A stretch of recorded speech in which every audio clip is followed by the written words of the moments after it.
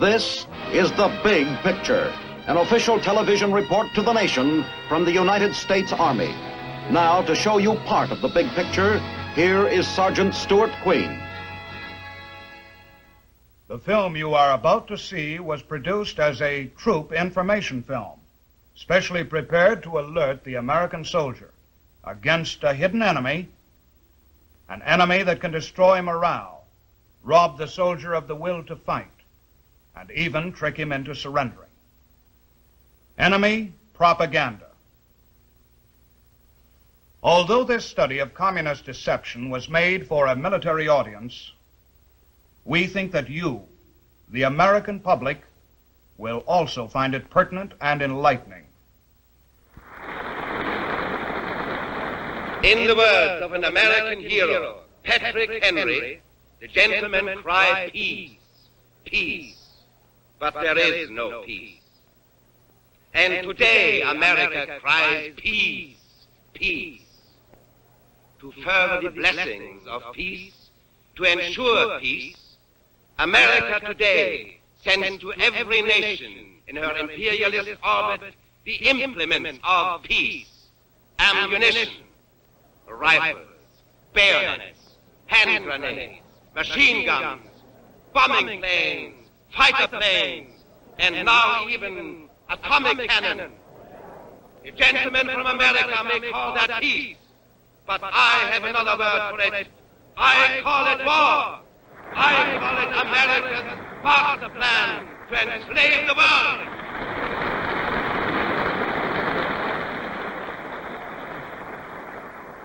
Let no one be deceived by the American-style peace.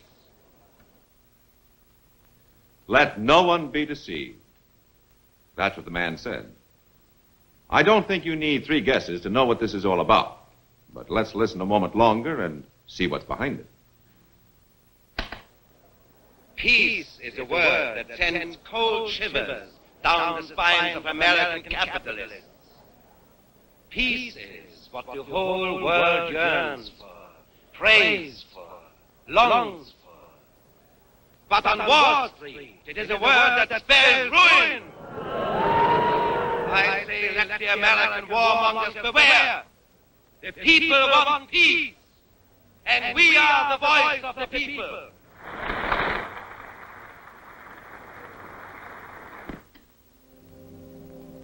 That was the voice of the Kremlin, or rather, one of its voices. There are lots of them around the world, speaking in every language.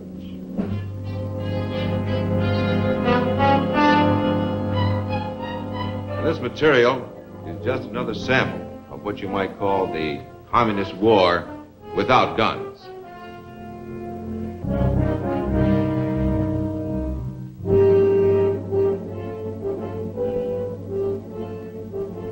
And this is some of their ammunition.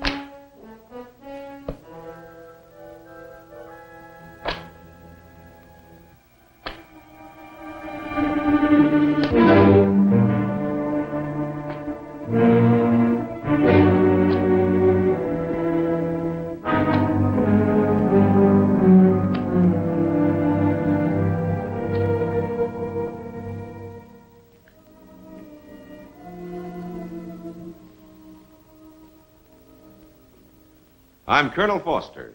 I'm going to be your guide for a short tour through the maze of communist propaganda.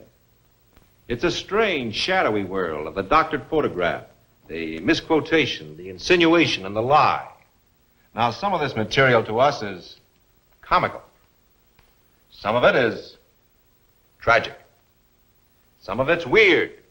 Some of it's dull. But all of it has the single purpose of digging the grave of liberty. The gravediggers of communism have been trying to set America up for the kill for years, and it makes them very angry that we don't just collapse as per schedule. Listen to this. The living conditions of the American masses, that's you, are swiftly deteriorating. Our generation is going through the final convulsions of the dying world of capitalism. That's what it says here. And if you don't believe that pamphlet, try this one. Bankrupt America may have one more war in its decaying carcass, but her young men who face nothing but brute labor, poverty, and death may refuse to fight. That's what it says here.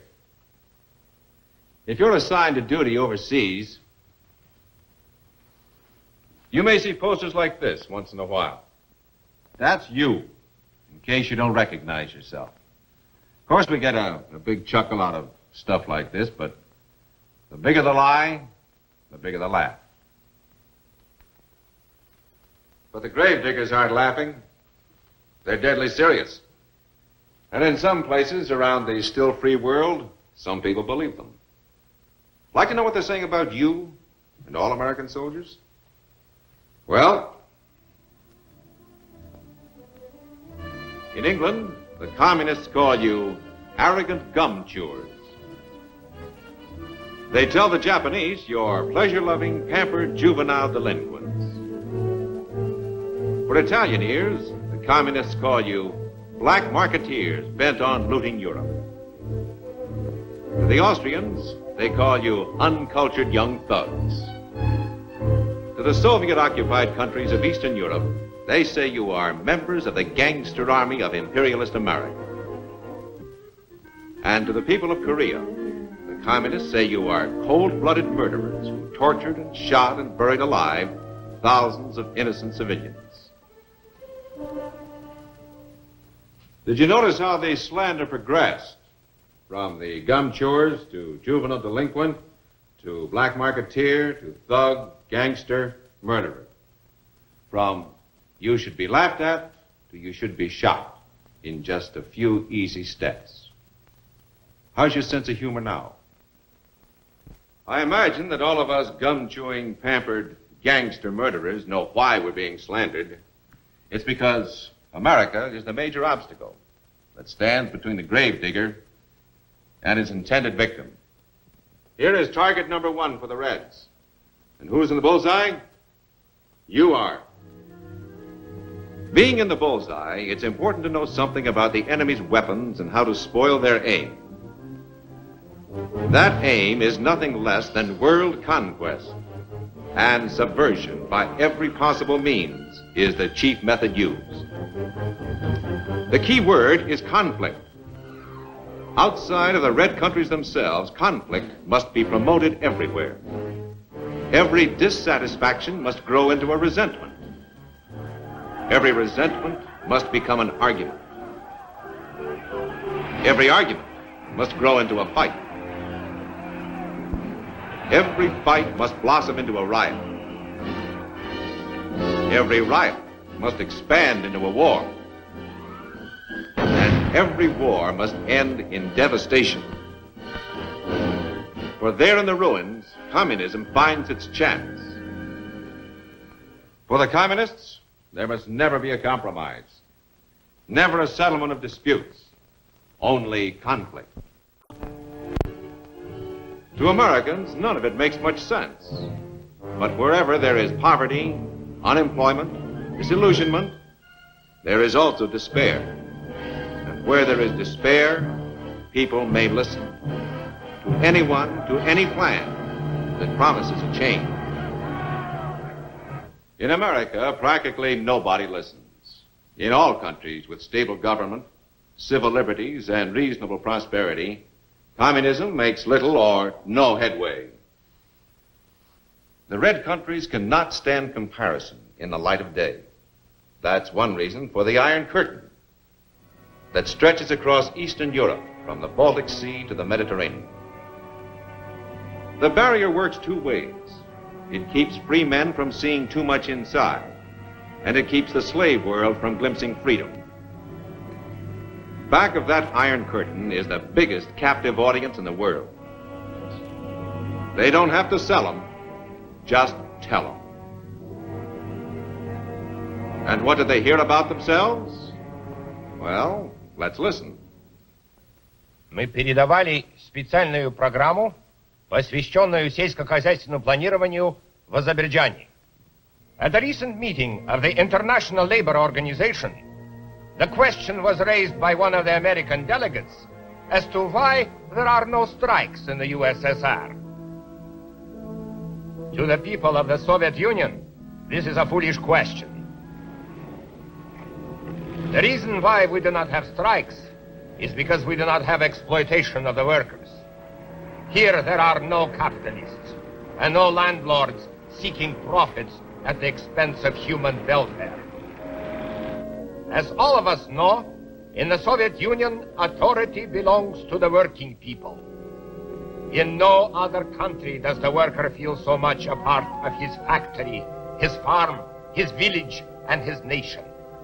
Our workers do not grumble or strike. They leave that to the discontented masses of other countries who have not yet advanced to socialism. One has but to look around the Union of Soviet Socialist Republics to see on every hand evidence of our enormous progress. In Uzbekistan, there has been a mighty upswing in the economy and unprecedented cultural progress as well. Twice as many Uzbeks today receive higher education than in France, for example. In Czechoslovakia, household appliances and motorcycles have ceased to be the goods exclusively for the rich. Today, they are available to all. In Bielorussia, the people have received all equipment necessary for boosting agriculture, such as tractors and machines. We are a nation of happy builders in a blossoming land. You get the picture? For the people around Moscow, they say everything in Uzbekistan is wonderful. For the people in the Ural region, they say everything in Czechoslovakia is wonderful. For the people in the Ukraine, Bielorussia is a blossoming land. Wherever a Soviet citizen lives, he's told life is just a bowl of cherries somewhere else in the Soviet Union, and it's up to him to work harder to catch up. As for America, the Soviet people are told that conditions here are hopeless. In their theaters, the Soviets see newsreels made up especially to show the terrible truth about us. This is America of the big capitalists. Wall Street, with its big, impressive buildings.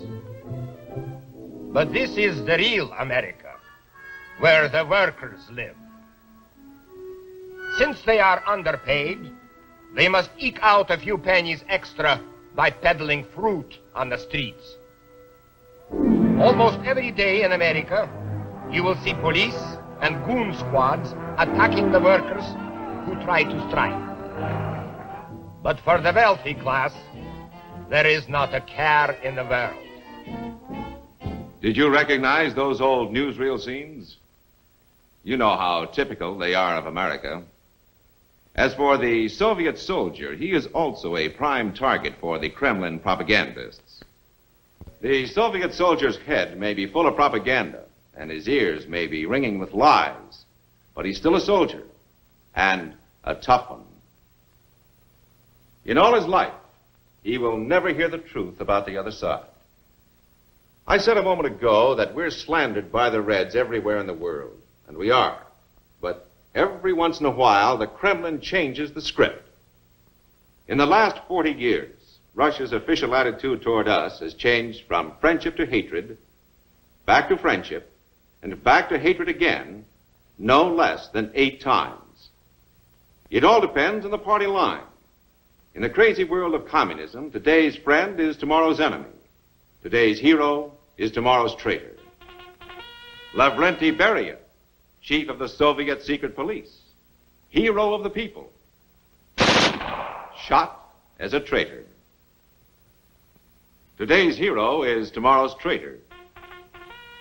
Rudolf Slansky, leader of the Czechoslovakian Reds, hero of the people, hanged as a traitor. Laszlo Reich, leader of the Hungarian Reds, hero of the people, hanged as a traitor, and then found innocent, cleared of all charges, but too late. And here is the hero of heroes, genius, the benevolent father of all the Russians. who has been declared the greatest traitor of them all. The psychopathic murderer, after being hailed as a godlike leader for 30 years. It all depends on the party line, whether the Russian bear kills or caresses, scowls or smiles. And when the Reds start calling us their best friends, look out. That's what they said to us in some of their broadcasts over in Korea, and in these leaflets they drop behind our lines. All of a sudden, they're our buddies. Dear conscientious friends, American officers, sergeants, and soldiers, the great desire of the Korean and Chinese People's Army is for justice and national independence. Are you really fighting for freedom? Do you not realize by now that you have been sent by the Wall Street merchants to crush Korea's attempt to gain independence? You cannot beat 500 million Chinese and Koreans. Our brave and heroic soldiers will never surrender. Don't let your capitalist leaders deceive you. Don't fight their aggressive war. Let all foreign troops withdraw from Korea. Go home and live in peace. Well, every GI in Korea wanted nothing more than to go home and live in peace. If only the communists would do the same thing. But they didn't, of course, until we fought them to a standstill. Now let me introduce you to another communist. This is going to be hard to take, so brace yourselves. Hi, fellas. How are you today? Not so good, huh? Well, you know what General Sherman said about war. Oh, well, it'll only last 7 or 8 years, fellas. Of course, it could be less than that if your leaders would only listen to reason. But let's not talk about it. I'm going to play some real dreamy music for you. But first, I want to welcome some new fellows into the line, the 305th Infantry Regiment. I'm sorry the weather's so bad for you. We had planned to fix all the roads before you came, but there isn't much we can do about it now. Incidentally, keep your feet dry, fellas. Your medics can't do a thing for frozen toes, and your girlfriends back home don't want you crippled. Take it easy, huh?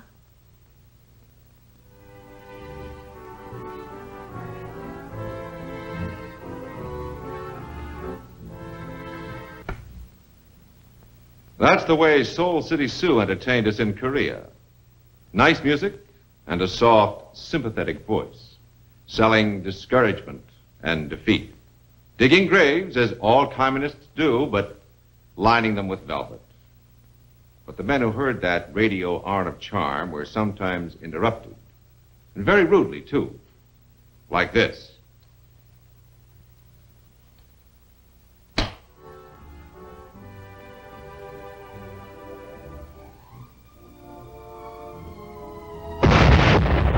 Yankee, you die! Yankee, we come! We come get you now! Oh, Yankee, you die now!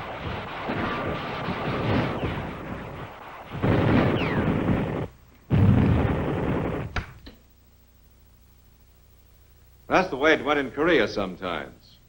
First, the gentle voice, then the loudspeaker.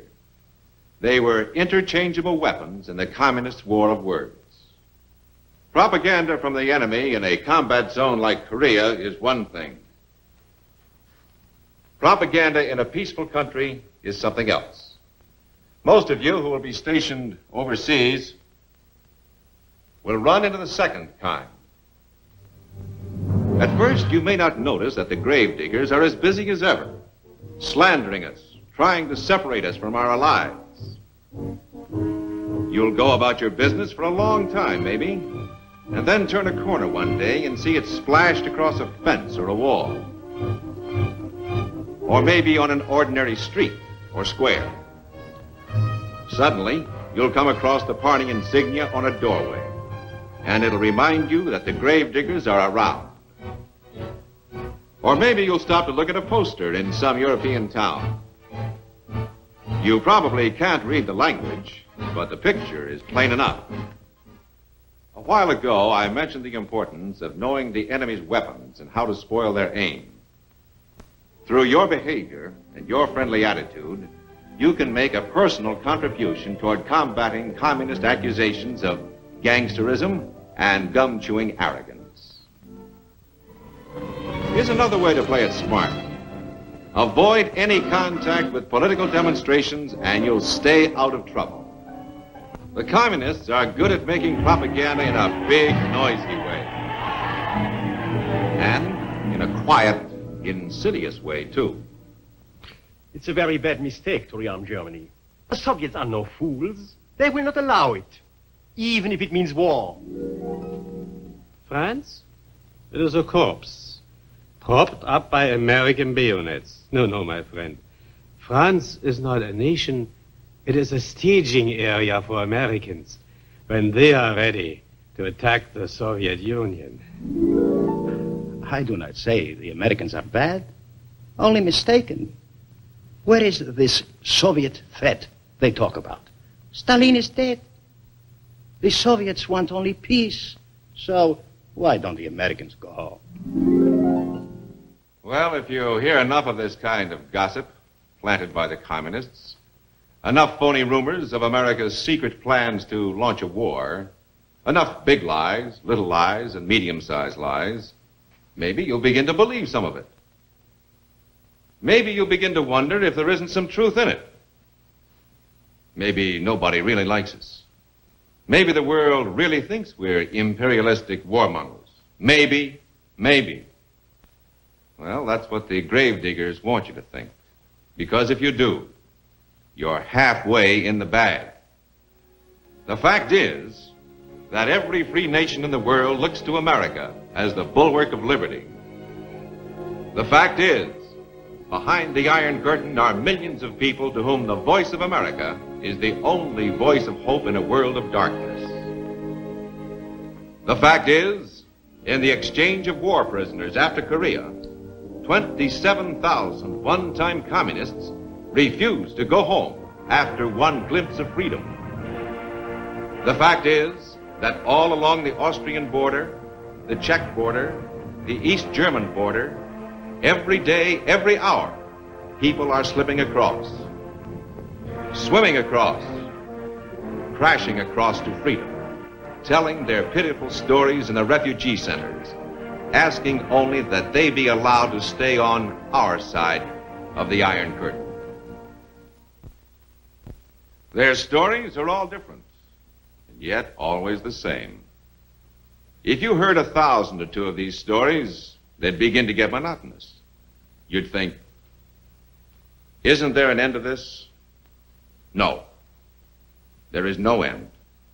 Not until communism ends, under the weight of its own evils and its own lies. Well, now you've seen a fair sample of enemy propaganda. Leaflets, magazines, broadcasts, posters, street demonstrations, rumors, agitation. They spend millions, but the funny thing is they don't get a dime's worth of good where people recognize the truth. It's as simple as that. If you know propaganda for what it is, you are protected from its lies. Not only that, you can take measures against it by giving the lie to the enemy at every turn. How? By realizing a simple fact, that in foreign eyes, you and your uniform are the image of America, and by conducting yourself accordingly. You're in the bullseye of the communists' target number 1. And yet, our cause and our country can never be defeated unless we ourselves fail to uphold it. And that can never be as long as we act like Americans. And remember these words: I will never forget that I am an American fighting man, responsible for my actions and dedicated to the principles which made my country free. I will trust in my God and in the United States of America.